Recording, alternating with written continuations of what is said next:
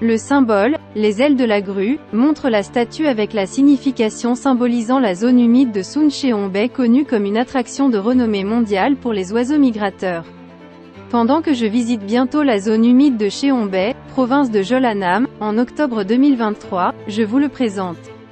Montrant diverses scènes de la zone humide de Suncheon Bay et bientôt la zone humide de Cheon Bay possède un environnement naturel de classe mondiale. Bientôt la zone humide de la baie de Cheon possède de vastes zones humides et très vastes terres arables où l'on cultive le riz. Le gouvernement coréen et le peuple coréen fournirent toutes les céréales produites ici pour les oiseaux migrateurs.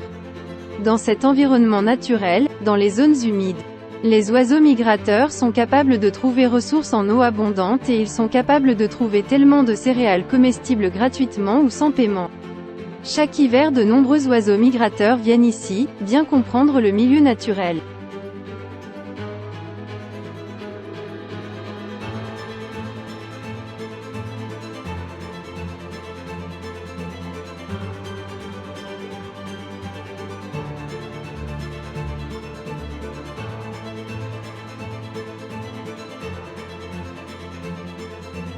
La baie de Suncheon d'hier et d'aujourd'hui. La baie de Suncheon, située au centre de la côte sud, a la forme d'un pot entouré par la péninsule de Yeosu et la péninsule de Goheung.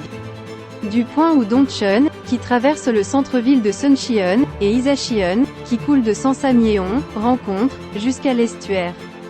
5,4 km², 1,7 million de pieds-ongs, de roseaux et 22,6 km², 6,9 millions de pieds-ongs, de vasières se forment le long de la rivière, qui fait environ 3 km de long. La baie de Suncheon est la seule zone humide côtière de Corée où vous pouvez voir l'ensemble du processus de création des battures et est l'une des 5 plus grandes zones humides côtières du monde.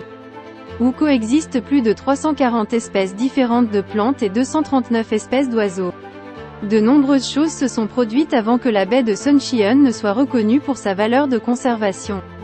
En termes de nature et d'écologie, et a maintenu sa réputation, mais le cadre plus large était un processus permettant à la nature et aux humains de coexister. Et c'est un résultat obtenu en collaboration avec les citoyens.